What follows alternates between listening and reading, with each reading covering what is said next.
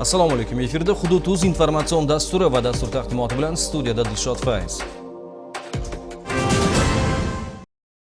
Bugun Oliy Majlis Qonunchilik palatasining Agrar va suv xo'jaligi masalalari qo'mitasining ishchi guruh yig'ilishi bo'lib o'tdi. Unda fermerlik faoliyatini tashkil etishni yana takomillashtirilishi va fermerlikni rivojlantirilish munosabati bilan O'zbekiston Respublikasining ayrim qonun hujjatlariga o'zgartirish va qo'shimchalar kiritish haqidagi qonun loyihasi muhokama etildi.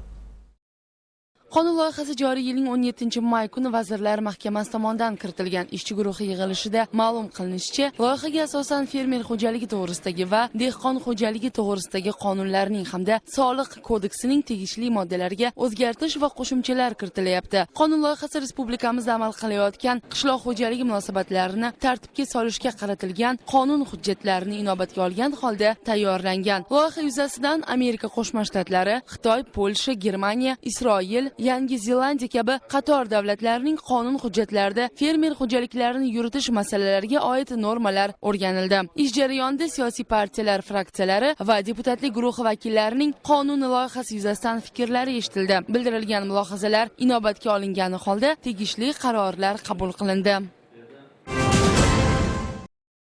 Bugun shuningdek Adolat sotsial-demokratik partiyasining yig'ilishi bo'lib o'tdi. Unda davlat byudjetining 2012-yildagi va 2013-yilning birinchi choragidagi ijrosi muhokama etildi.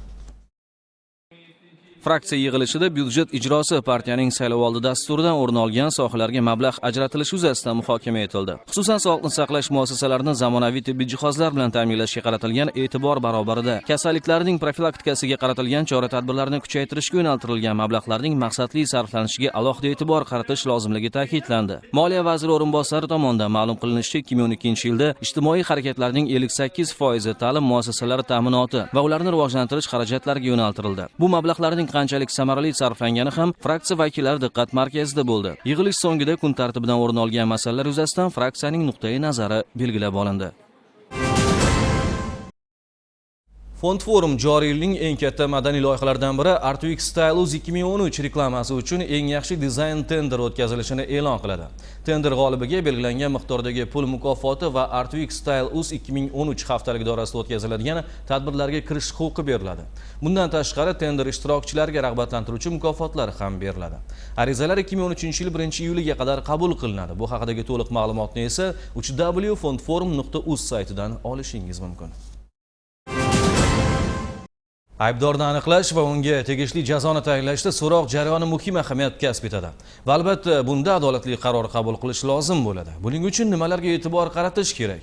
Poytaxtimizda tashkil etilgan sud jarayonida so'roq qilishning taktikasi va usullari mavzuida xalqaro anjumanda shu haqda so'z bordi.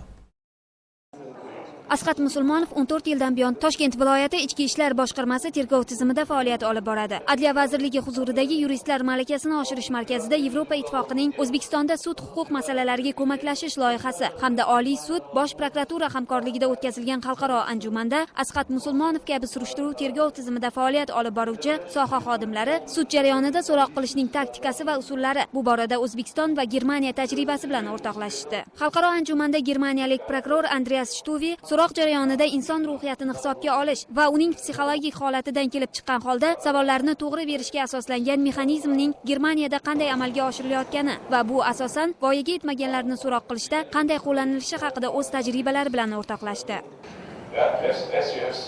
Germaniyada voyaga yetmaganlarni so'roq qilishda o'ziga xos talablar inobatga olinadi. Ularni so'roq qilishga esa bir marotaba ruxsat beriladi va bu tergov jarayoni video tasmaga yozib olinadi. Bola ruhiyatiga shikast yetmasligi uchun boshqa tergov organlari va sud jarayonida aynan ushbu video tasmalardan foydalaniladi.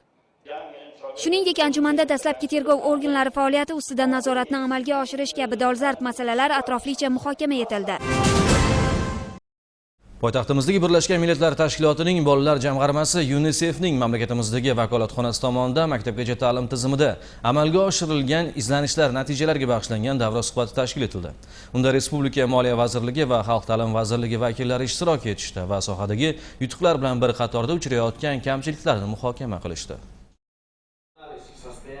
2 yoshdan 7 yoshgacha bo'lgan davr bola uchun muhim sanaladi. Chunki bu pallada o'zlashtirilgan ko'nikmalar bolaning kelgusi hayotida as qotishi aniq. Poytaxtimizda tashkil etilgan xalqaro davra suhbatida maktabgacha ta'lim muassasalarining faoliyatini yaxshilashga doir masalalar ko'rib chiqildi.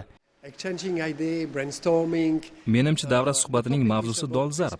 UNICEF bolalar fondi bundan keyin ham mahalliy tashkilotlar bilan hamkorlikni davom ettirishni rejalashtirgan. Chunki maktabgacha ta'lim muassasalari tizimini moliyalashtirish va rivojlantirish nafaqat bu sohaning, balki butun O'zbekiston davlatining yanada barqarorligiga xizmat qiladi deb o'ylayman. In early childhood education. Maktabgacha ta'lim muassasalari faoliyatini tahlil etish hamda sohaga oid muammolarni aniqlash, bu kabi masalalarni o'rganish maqsadida Ijtimoiy tadqiqotlar instituti aholi o'rtasida qator so'rovlar o'tkazdi. Institutning mutaxassisi Adiba Nuriddinova ushbu ijtimoiy so'rovlarning natijasiga doir shunday mulohazalarni aytib o'tdi. Ota-onalarni ish bilan band bo'lmasligi sababli ko'pchiligi bog'chalarga farzandlarini bermasligini afzal deb biladi. Undan tashqari ko'pgina xonadonlarda uyda qaraydigan odam bor degan sabab bilan bog'chaga bermaydi. Lekin shu farzandlarini aytaylik jamiyatda tutadigan o'rniga bog'chani beradigan ahamiyatini bugungi kunda balkim targ'ibot qilish kerakdir. Chunki aynan shu yoshdagi bolalar, ya'ni 2-6 yoshdagi bolalarga qilingan harakat, qilingan xarajat ertaga juda ham o'zini yaxshi samarasini beradi. Qator taklif va mulohazalar esa ushbu xalqaro davra suhbatini yakunlab berdi. Xabaringiz bormi, She'r nuri jamoat jamg'armasi tashabbusi bilan har yili respublika miqyosida oilaviy tadbirkorlik faoliyatini rivojlantirish uchun grantlar dasturi o'tkazib kelinmoqda. Mazkur an'anaviy dastur o'z ishini yo'lga qo'yish, oilaviy farovonlik yo'lida tadbirkorlikka qo'l urish istagidagi ayollarni qo'llab-quvvatlashga qaratilgan. Ushbu dasturda ishtirok etish istagida bo'lgan fuqarolardan 2013-yilning 1-martidan 1-mayga qadar hujjatlar qabul qilindi. Joriy yilning 25-iyunidan 9-iyuliga qadar esa respublikamizning barcha hududlari bo'ylab grant dasturi doirasida davra suhbatlari va seminarlar o'tkazilishi rejalashtirilgan. Seminarda grant dasturi ishtirokchilari o'zlarining biznes planlarini taqdim qilishlari mumkin bo'ladi. Shuningdek, hududlardagi ayollar tadbirkorligining rivojlanish istiqbollari mavzuida davra suhbati o'tkaziladi. Bizda hozircha shular, eslatib o'taman, siz Hudud.uz informatsion dasturini kuzatingiz. Ko'rishguncha xayr, salomat bo'ling.